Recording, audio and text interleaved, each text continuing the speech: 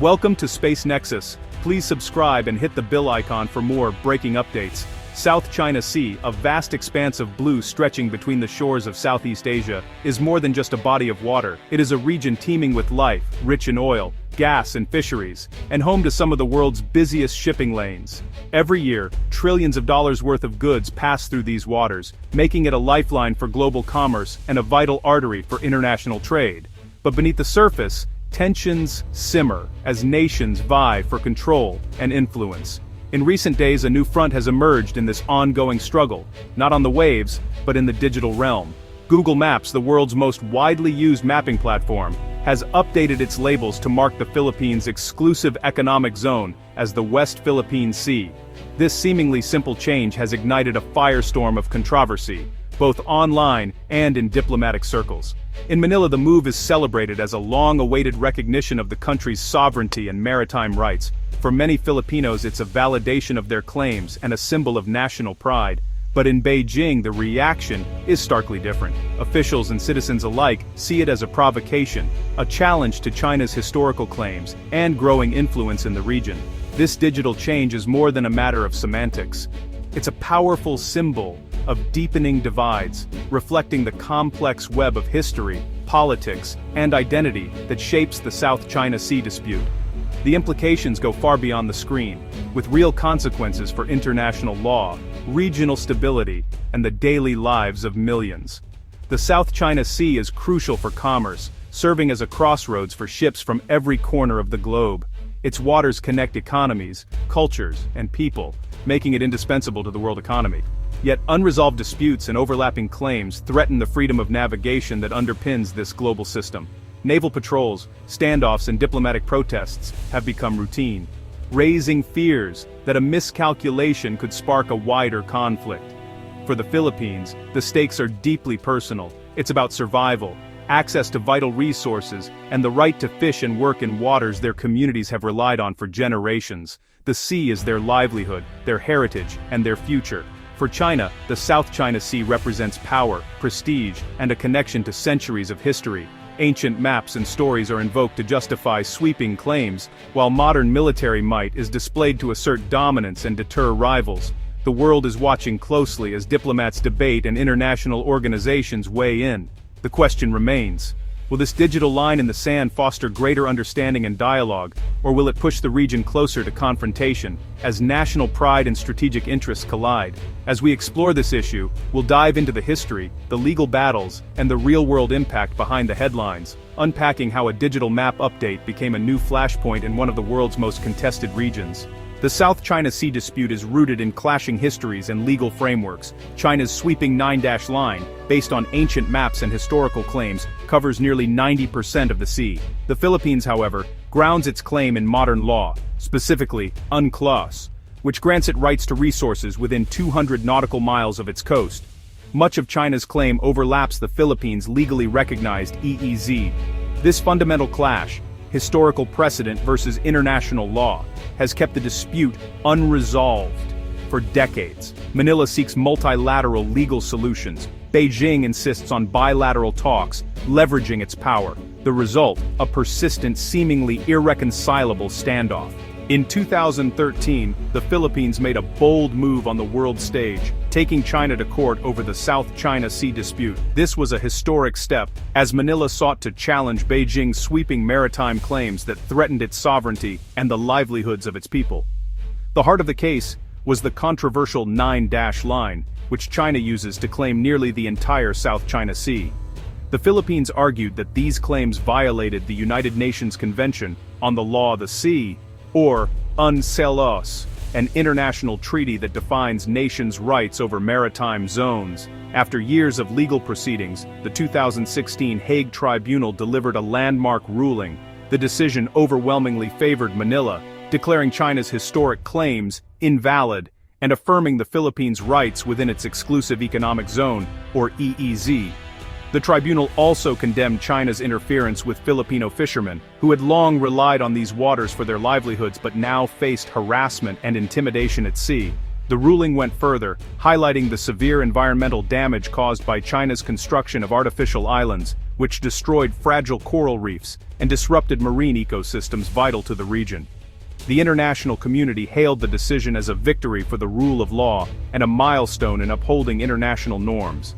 News outlets around the world reported on the tribunal's findings, and diplomats applauded the Philippines' courage. However, China dismissed the ruling outright, refusing to recognize the tribunal's authority or comply with its findings. Beijing insisted that its claims were rooted in history and national interest, and issued official statements rejecting the verdict. Since then, China has only increased its presence in the disputed waters, rapidly building military installations on artificial islands, and deploying naval vessels to assert control, further escalating tensions in the region.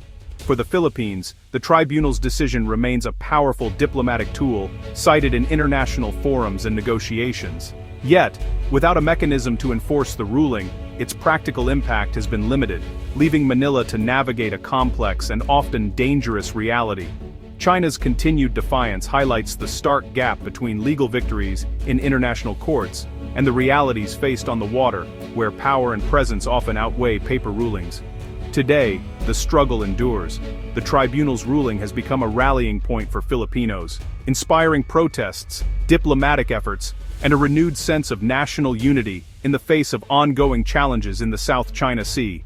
Scarborough Shoal is a symbol of the South China Sea conflict. Though well within the Philippines' EEZ, China seized control in 2012, blocking Filipino fishermen and maintaining a constant Coast Guard presence. Satellite images confirm China's physical blockade remains, reinforced by military drills and patrols.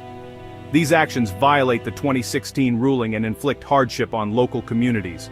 Manila protests diplomatically and strengthens ties with the U.S., but faces an uphill battle. Scarborough Shoal has become a rallying cry for Filipino resilience and sovereignty. The standoff endures, highlighting the region's power imbalance.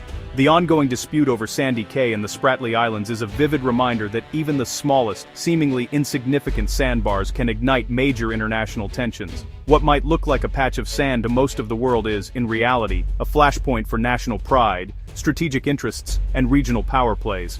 In April 2025, Chinese Coast Guard personnel landed on Sandy Cay and planted a Chinese flag, broadcasting the event widely as a bold demonstration of sovereignty. The move was carefully staged, with cameras rolling and the flag raising shared across state media, sending a clear message to both domestic and international audiences. China justified its actions by referencing an informal agreement, claiming it was simply maintaining the status quo.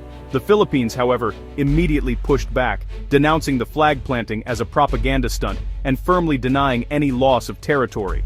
Both governments issued statements, each trying to frame the incident in their favor. As the story broke, both sides raced to control the narrative. Newsrooms buzzed with updates, and official statements flooded the airwaves. Each country sought to sway not just their own citizens, but also the international community, using every tool at their disposal, from press releases to social media campaigns. The incident quickly escalated into a classic gray zone operation, actions that are ambiguous and provocative, but carefully calibrated to stop short of open conflict. Patrol boats shadowed each other in the disputed waters, and both militaries increased their presence, heightening the risk of miscalculation.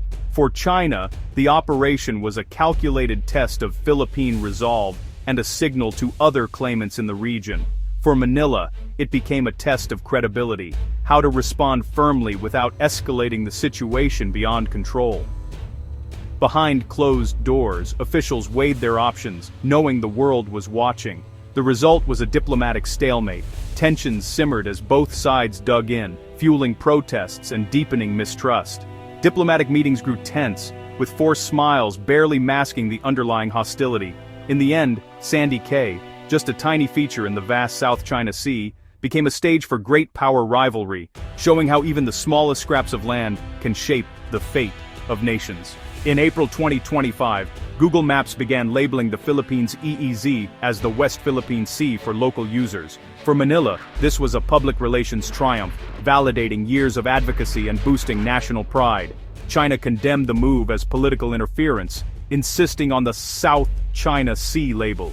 The update highlights how digital platforms now shape geopolitical narratives.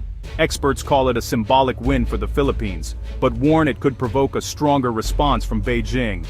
The battle for legitimacy now extends from the high seas to cyberspace. Digital recognition, while powerful, may escalate tensions in the real world. The dispute's fallout is felt far beyond the contested waters. Politically, it has strengthened the US-Philippines alliance, with expanded joint military exercises and renewed security commitments. Economically, the South China Sea is vital for global shipping. Instability threatens trillions in trade. China's control over key areas hurts Filipino fishermen and blocks resource exploration, impacting livelihoods and energy security. Nationalism is rising in both countries, making compromise harder and fueling domestic politics. Cybersecurity concerns and allegations of election interference add new layers of mistrust. The conflict disrupts diplomacy and regional cooperation, making the Indo-Pacific more volatile. It's a multi-domain struggle, reshaping alliances and economies. Experts see Google's map update as a powerful act of soft power, reinforcing the Philippines' legal win in global consciousness. However, analysts warn that Beijing may respond with more aggressive actions at sea to reassert control. Chinese scholars dismiss the digital change as superficial, insisting on historical sovereignty. The lack of enforcement for the 2016 ruling leaves the dispute to be managed by power, not law. The risk of miscalculation is high. A minor incident could spiral into crisis.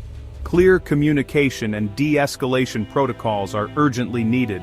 The situation grows more fragile as legal, strategic, and digital fronts collide. As 2025 draws to a close, the China-Philippines dispute remains tense and unresolved. The Google Maps update gave Manila a morale boost, but China's dominance on the water persists. The core conflict, historical claims versus legal rights, shows no sign of resolution. The risk of escalation is real, with global consequences if miscalculation occurs. Dialogue and crisis management are urgently needed to prevent conflict and maintain stability. The future depends on all parties choosing cooperation over confrontation. The world is watching, hoping for peace in the West Philippine Sea.